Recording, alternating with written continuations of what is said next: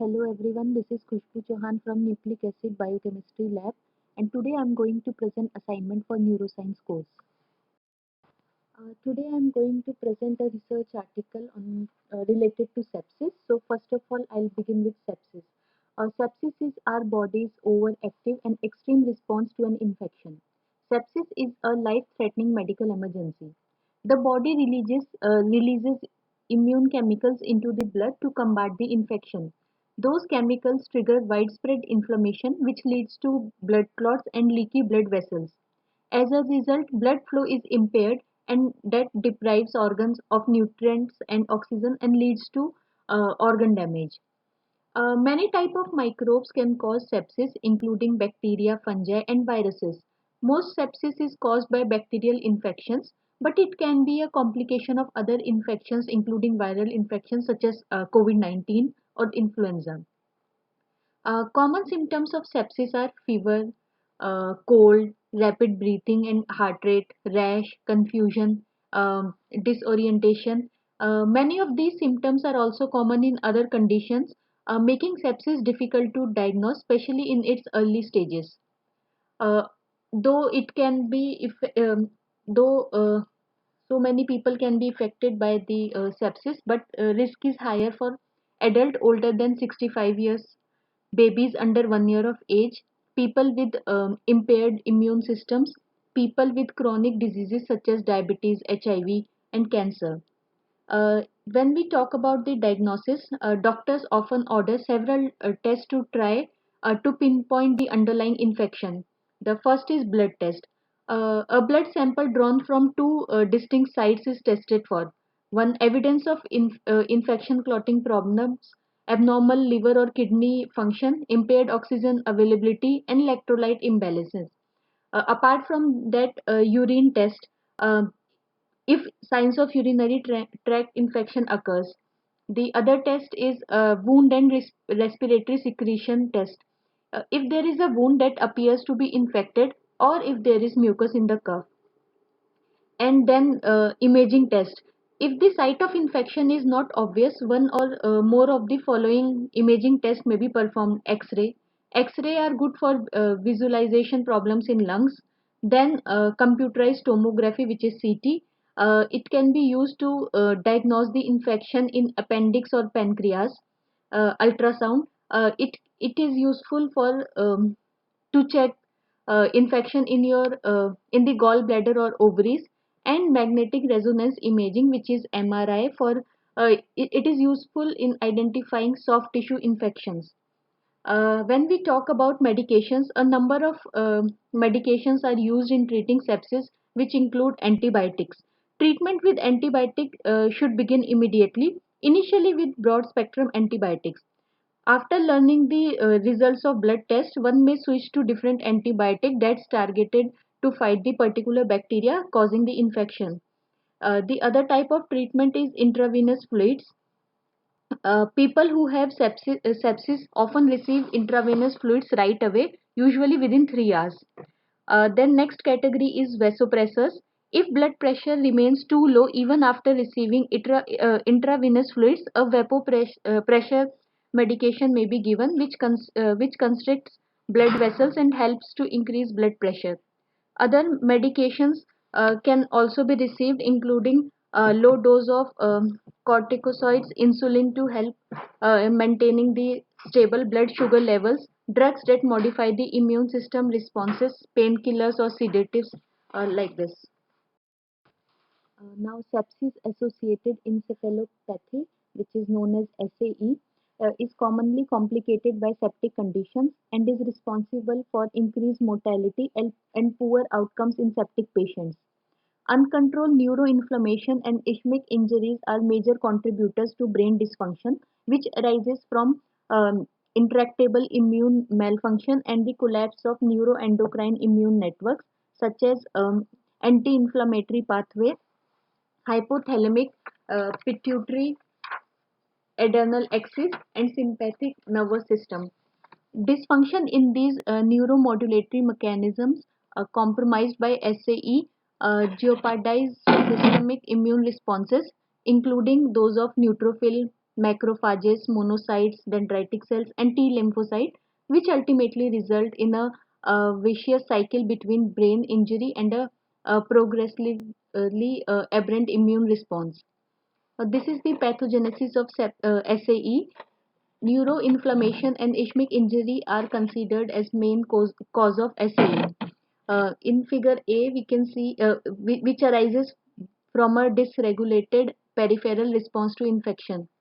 The source of neuroinflammation includes both resident immune cells such as microglia and infiltration of peripheral inflammatory mediators and immune cells. Inflammatory cells are responsible for the ischemic processes. The inflammatory signals can reach to different brain regions in both neural and humoral dependent manners after the initiation of septic challenge, as we can see in figure B, and involve in aberrant filtration of blood-brain barrier, which is BBB, and saturated transportation to specific areas without covering the BBB as well as neuroinflammatory receptors. The abnormal immune response to infection is closely associated with the pathogenesis and progression of sepsis according to sepsis definition. And this is the main contributor of irreversible brain damage. This is the another figure explaining the pathogenesis of SAE. The etiology of SAE is likely multifactorial, and a number of pathomechanisms are involved in parallel, which influence each other and contribute to a varying degree of the development of SAE.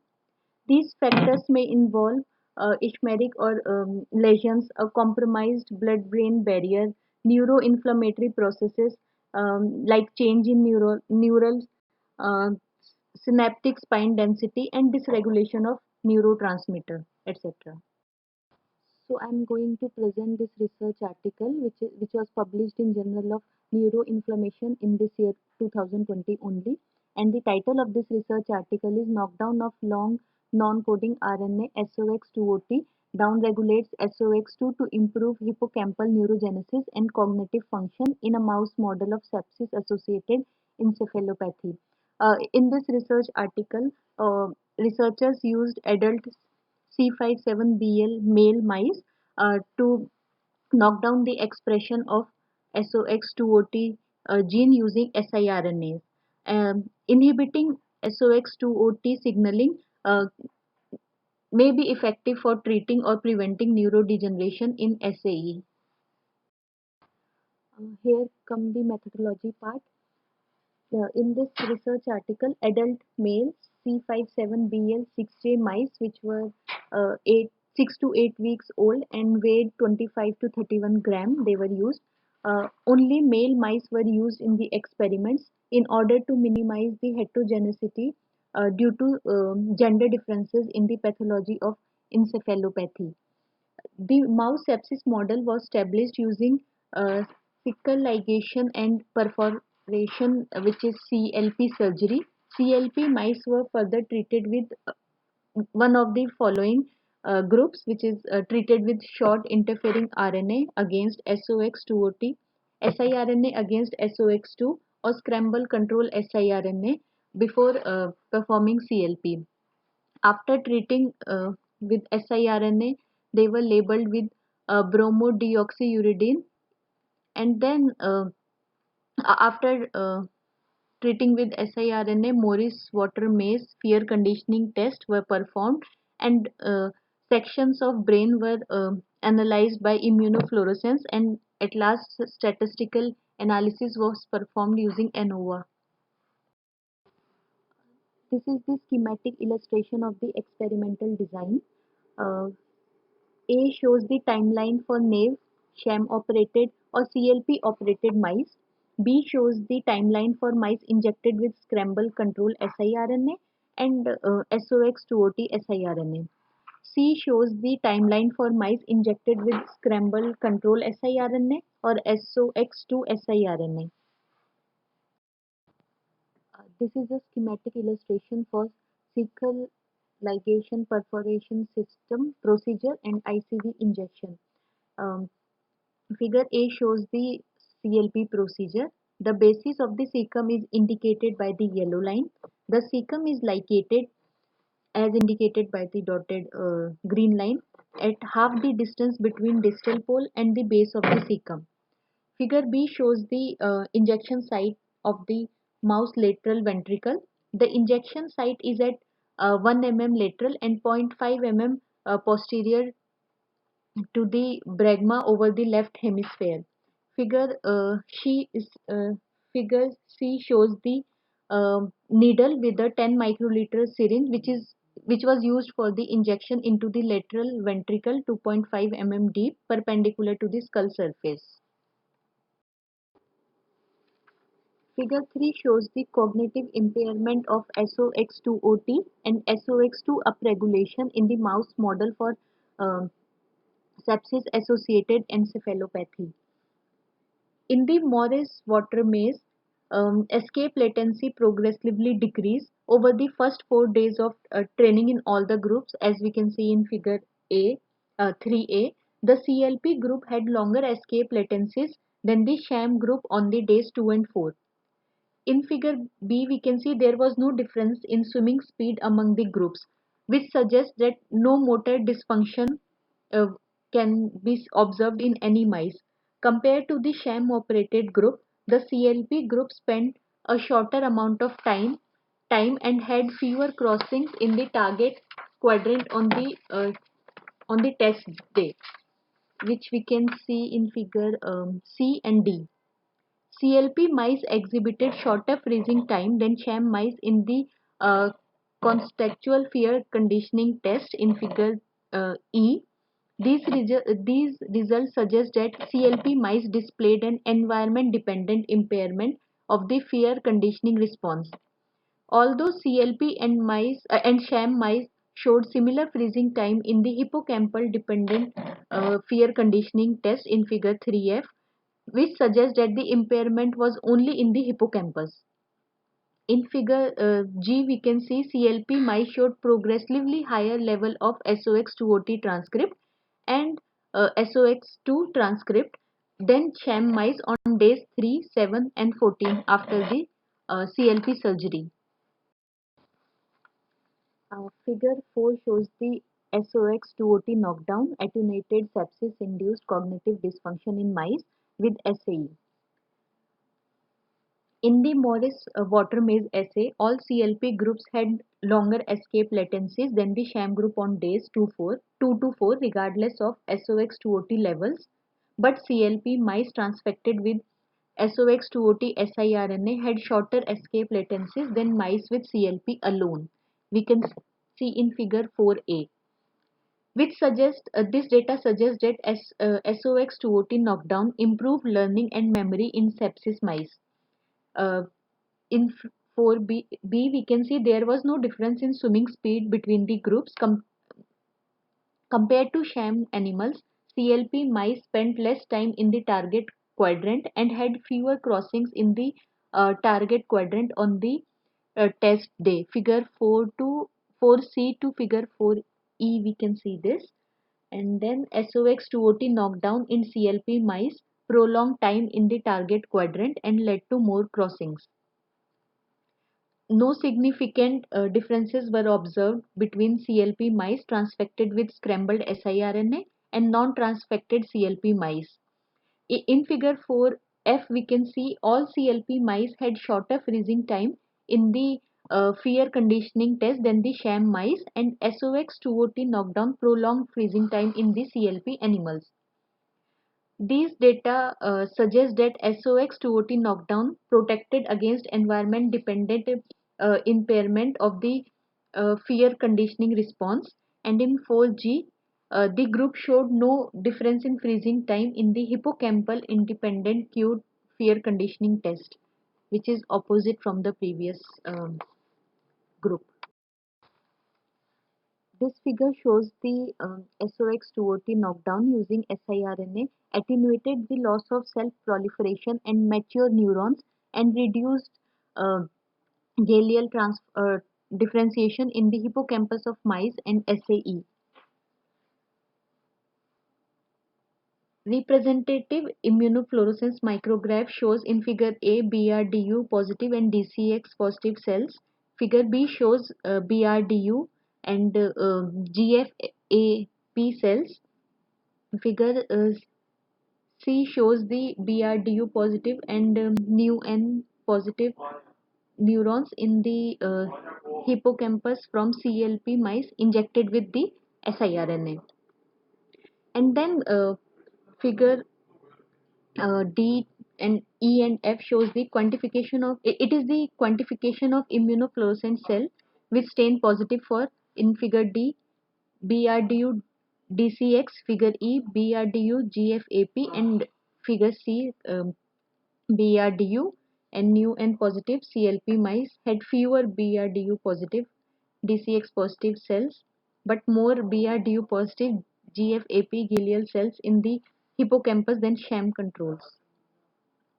These effects of CLP were significantly inhibited by SOX2-OT knockdown, although the differences remained significant between knockdown of CLP animals and sham or only CLP animals.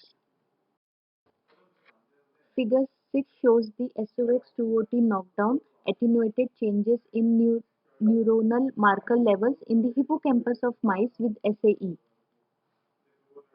Figure A is the representative image showing bands of Ki67, DCX, nestin, BLBP, and GFAP from CLP mice injected with the siRNA and scrambled siRNA. Then CLP mice with or without control siRNA had significantly decreased protein expressions of neuronal markers, which is Ki67 in figure 6b, DCX in figure 6c, nestin in figure 6d, and BLBP in figure 6e in the hippocampus than the sham controls. On the other hand, CLP animals showed threefold higher GFAP expression. We can see in figure 6f. Knockdown of SOX2-OT in CLP mice partially normalized these effects of CLP, although expression level remained significantly different from those in sham animals. Figure 7 shows the SOX2-OT knockdown downregulate the SOX2 and OCT4 in the hippocampus of mice with SAE. Figure A shows the representative images showing SOX2 and OCT4 protein bands in hippocampal tissue from CLP mice injected with the specific siRNA and scramble control. Then figure 7A, 7B and C shows the Western blot and RT-PCR assays demonstrating that CLP mice expressed higher levels of SOX2 and OCT4 proteins and transcripts than sham mice.